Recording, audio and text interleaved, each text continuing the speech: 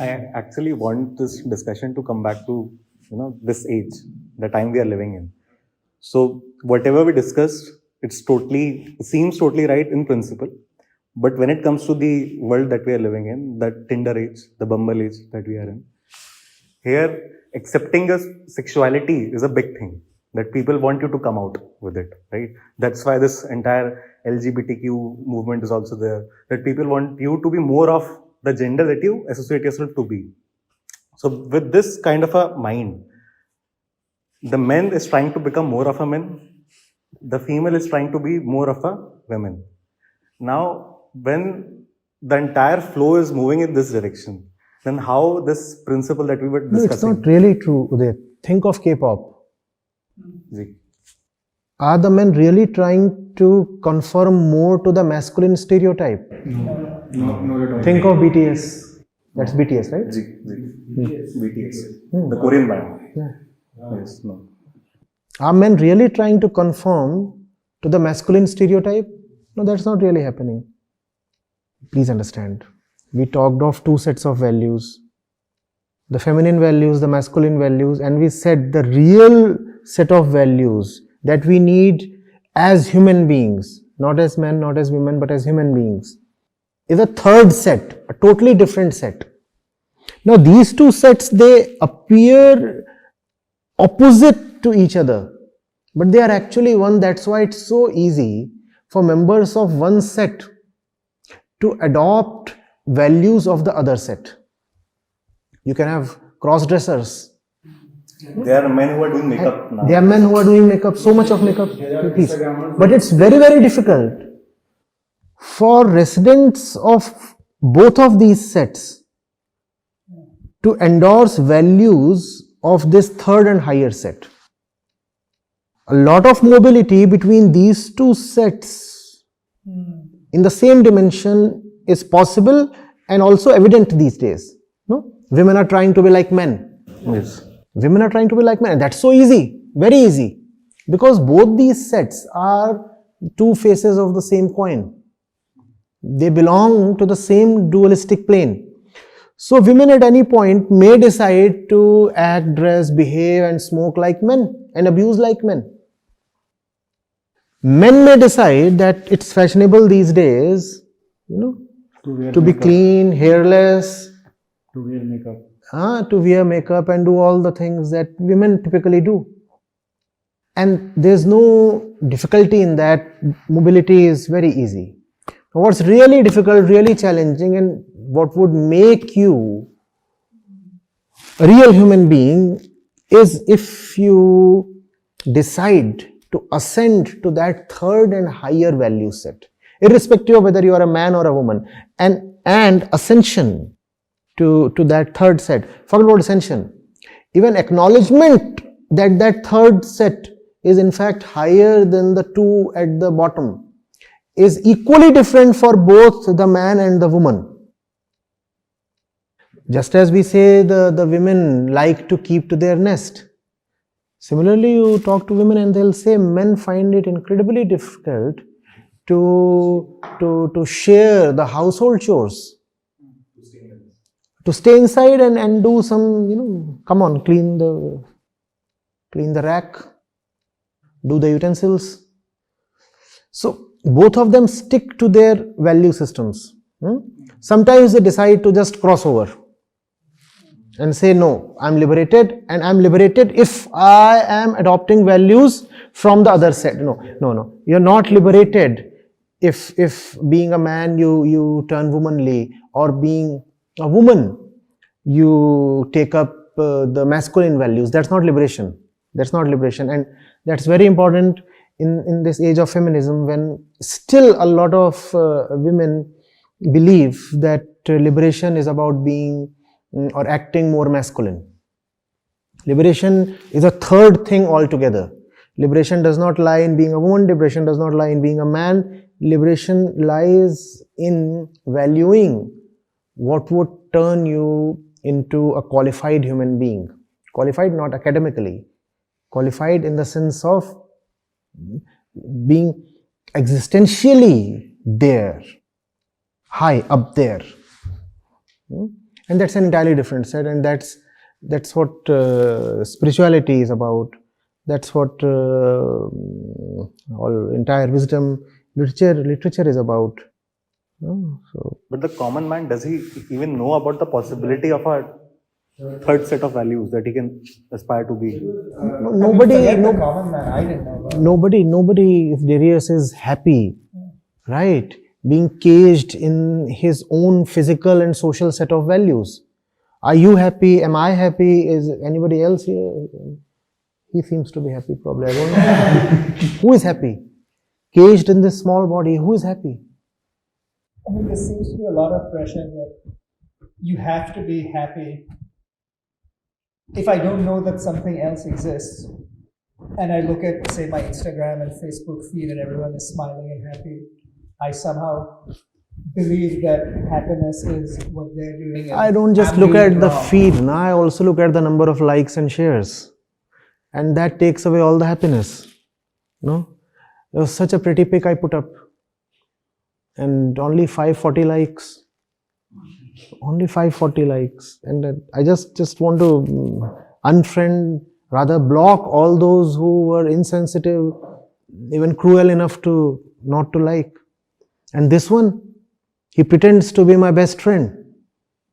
And he just liked and shared, and there is no comment from him.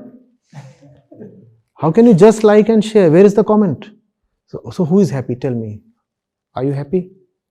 But there are so many avenues that people can try to, in their illusion that maybe happiness is just there. Let me try once more.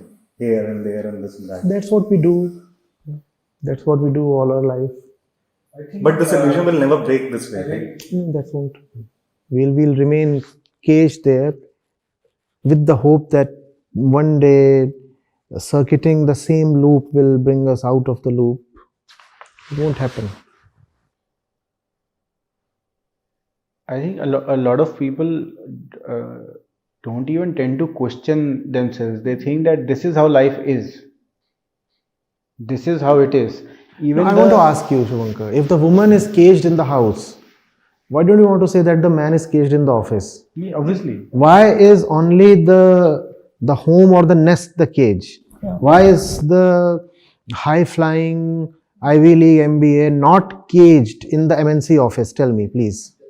Similarly, if a female body has the libidinal, id-driven compulsion to bear a child, I mean, we can also hypothesize that a male body has somewhat libidinal compulsion to keep spreading his seed Obviously, everywhere. that's what we are doing, popping up. throwing our DNA all around. If a woman stays put in her nest, a man keeps hopping from one nest to another. Exactly. And that you cannot call as freedom or liberation. That's just biological behavior. We cannot say that if a woman wants to prefer monogamy and keep to herself and raise the nest, that's biological behavior.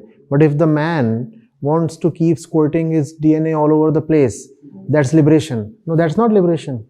I'm not even. When I talked about the women's biology, it was only in the context that why she needs to be indirect with everything. Why there is such a big need? Because what I have seen factually is that her indirectness or her willingness to stay safe is coming from the fact that she has a womb to take care of. That's all. Otherwise, man has their own set of bondages and woman has because biology in itself is bondage in the end. So, Think over it a little more. You have to ask yourself, to what extent are they culprits and to what extent do they deserve some empathy? I don't want to be on either extreme. It has to be a thing on case-to-case basis.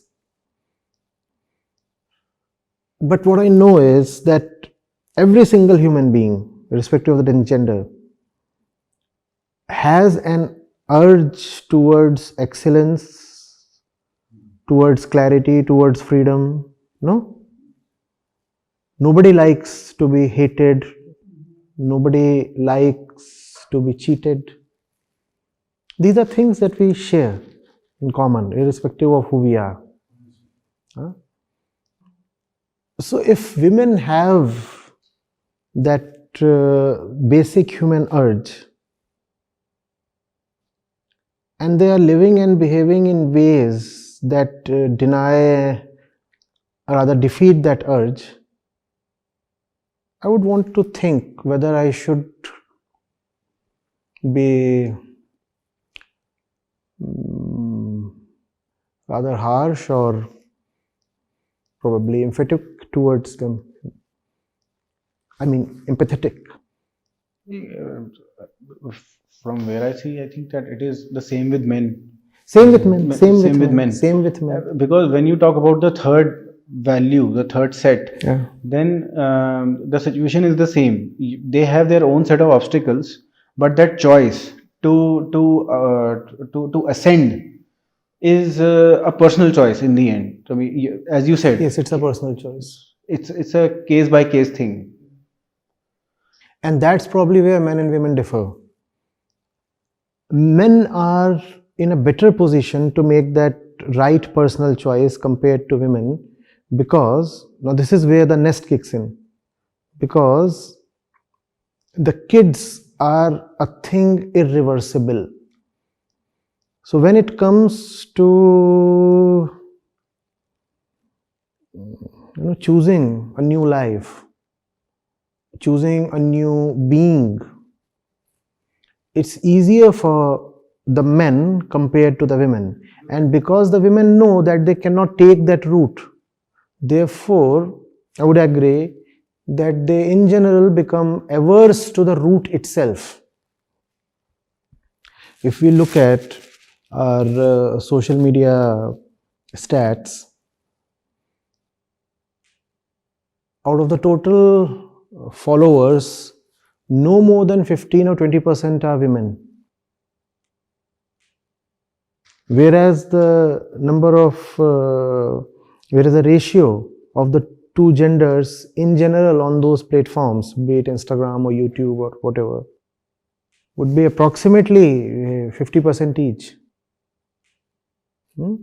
Still, when it comes to wisdom, to spirituality, to things that take you beyond your body and personality, women are not that eager. That's interesting, and that needs to be addressed. Acharya, again, this is not a social conditioning, but if we look factually, the kid, if the kid is 4 or 5 years old, if the society is right, he is well capable of living. He doesn't need care of. That's a very important point. When you say that the woman has to raise the kid for a long time, is that also not a reflection on the kind of society we have? But what is a society in the end? I mean, you look at If the kid can go to any house and take the food. Exactly. You look at, for example, not a my group kid of elephants walking. It's not merely the mother that's looking after the baby elephant. The baby elephant belongs to the entire group. Obviously, the mother takes special care, but then, and to an extent, that's a spiritual value. Not being identified with your own bodily thing. This is just my kid. Had we been a more enlightened society, would the mother still be under the same kind of pressure to take care of the personal kid for such long years? I think as if now this is again I have I have no prejudice against women, obviously, but I have seen that it's not as if it's a burden on the woman that she needs to take. She takes great delight in raising her own kid. Right now, too, so many celebrities, even if they adopt their own kids, the actresses and everything will still end up having her own genes apart, because I've seen that it's something that they really relate to, as in my kid, I'm raising it, and I've put my effort into it, and everything. And on one hand, I totally agree with the fact that maybe for a lot of women, it might just come as a bondage, and they would be grateful that there is a society where they don't need to think about their own kid, and there's somebody who's loving them and taking care of them. But on the other hand, I've also seen that women take great, they basically relish the fact that they have kids to take care of. You're talking of a particular set of women. The way you would agree, the way an Indian mother relates to her kid is not the same way an American mother relates to her kid. So it's not out of the body, Yeah, not just Yeah. a bodily thing, not just the body. right? Not just the bodily thing. Totally. In the Not just past, the we body. have many stories of kings who were trying to have a kid and then they married so many women. Now, in such cases, the man was more, Eager to have a kid. eager to have a kid. Yes. Right? The objective of the man was very different. And whatever be the objective, even the man wants to have a kid. It can be a nest, it can be a fortress, but We can ask which foundation is stronger. Female's libidinal foundation to have a child, desire a child, take delight in taking care of her, or a man's man's desire, subliminal, subconscious desire to possess all women. They want to have sex with all the women. I mean, they are attracted to where they fantasize about like sleeping with hundreds, thousands. It's a fantasy in men to basically it's about the have. headspace. Men's headspace is occupied with conquering women. Which and Maya women's is there? I mean, headspace it's easy to say that a woman's Maya because she has that But system. the question here was that which is the irreversible one? That's where there is a difference, yes. Yes, the irreversible one. A man may choose to sleep with 100 other women, but if he chooses that he doesn't want to, then he can withdraw. But if a woman, after bearing a kid, can she now choose to withdraw? Obviously not. I mean, having intercourse with women also comes up with its own sets of repercussions, emotional repercussions that a man has to deal with. And I think that modern medicine has brought a woman to a point where she can, she can let herself free of the real compulsion to have a child. I mean, there are medicines.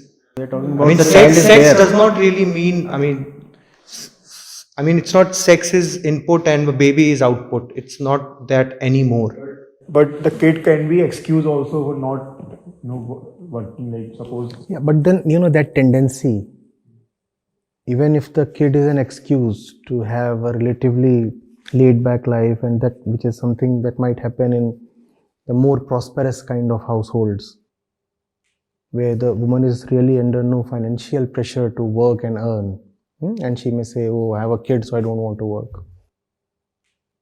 Even that tendency, is it really a feminine tendency to sit and eat for free? No. in India, everyone wants It's present in both the genders. It's just very that much present. both the genders have different routes to express this tendency. Acharya ji, her husband is taking bribe in his office and eating for free. So that's getting expressed. in a different way. Definitely. Probably the question here would be, if we really see so much distortion in one of the genders, must that not make us fearful of what is going on within the other gender? If the two are in some way mirror images of each other, if the two are in some way very intricately linked to each other, and so much is sick in one gender, what does it tell about the other one? And if the men folk are equally sick, are they really in a position to even determine the sickness on the other side? Because here we are talking of the sickness of the perceiving system itself. The consciousness itself is sick. And if men are sick, how will they really know the the depth, the quality, the reason, the magnitude, everything of the woman's sickness.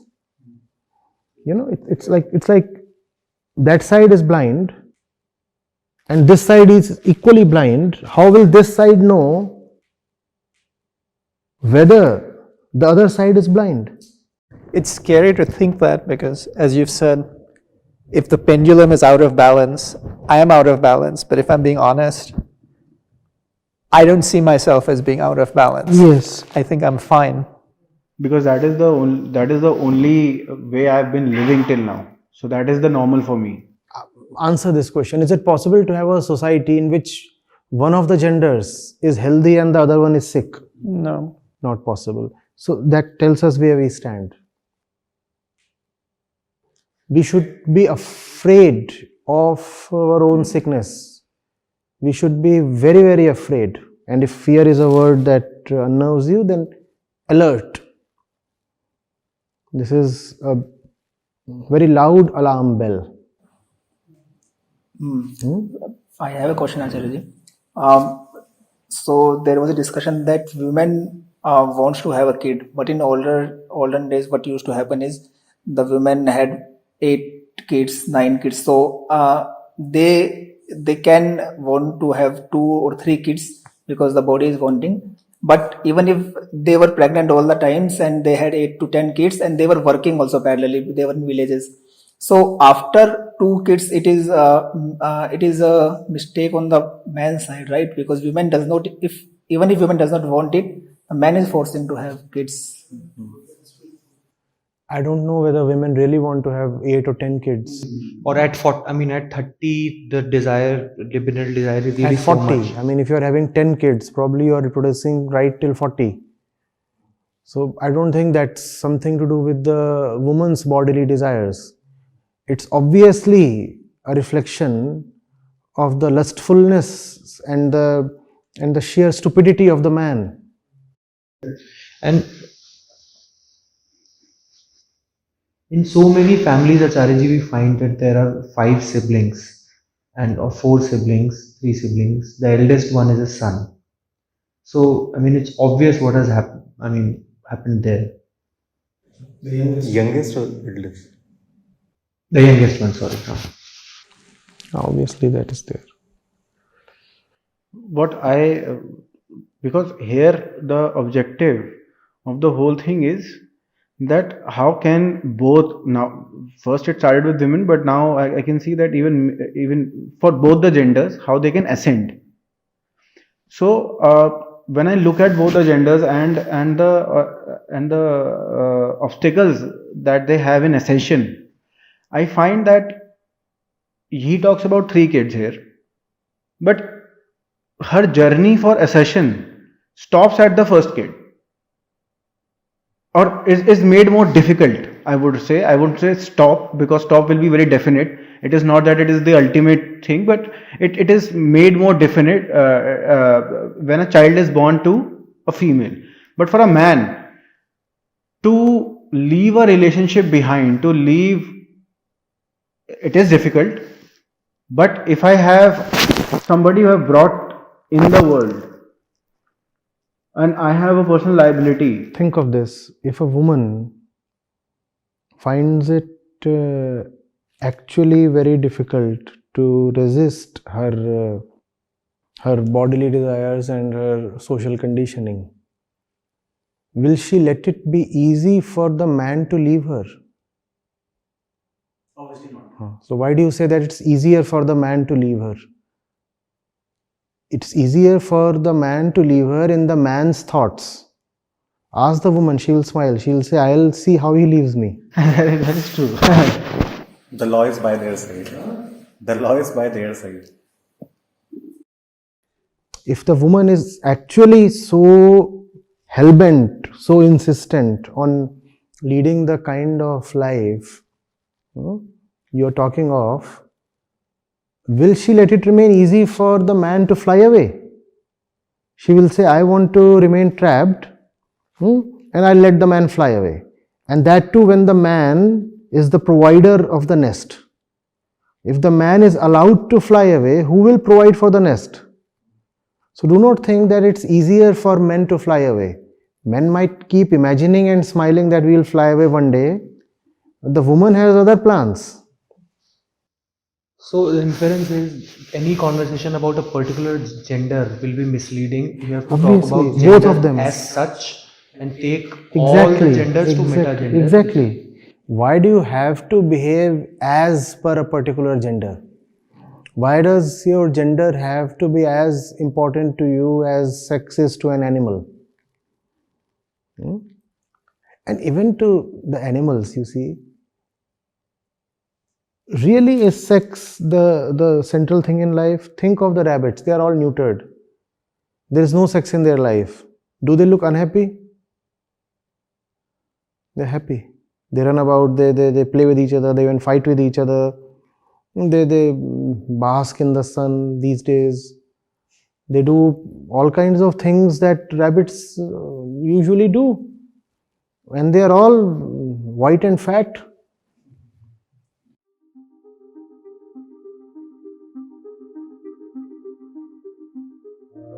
Women do not need to match men or be equal to men. You must value detachment. You must value discretion. If you talk of courage or focus or concentration, think of the concentration a woman can have on so many things in her life. So it's not courage or concentration, it's about concentrating on the right thing. It's about courage to let go. And you must have a strong desire towards the truth or liberation from bondages. You must have a strong aversion to any kind of falsenesses. I just don't dislike being enslaved. That's what you should value. Not your body as a woman, not your attitude as a man. Sickness in one side is definitely an indicator of sickness on the other side as well. And both these sicknesses will live and disappear together.